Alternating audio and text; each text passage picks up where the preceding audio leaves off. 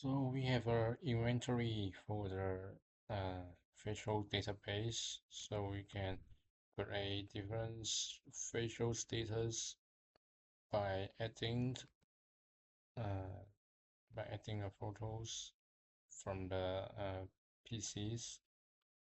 So we can create different people's by the names, the genders, the age, and the ID card, and also the units. So we can set it into black list or white list or red list. So after we create, we confirmed. So we can create multiple facial data. So next time if we detect by a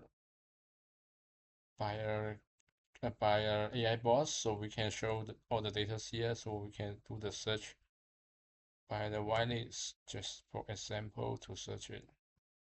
So we can see the people that was captured by the AI bots in different by different IP cameras, so we can see the facial data.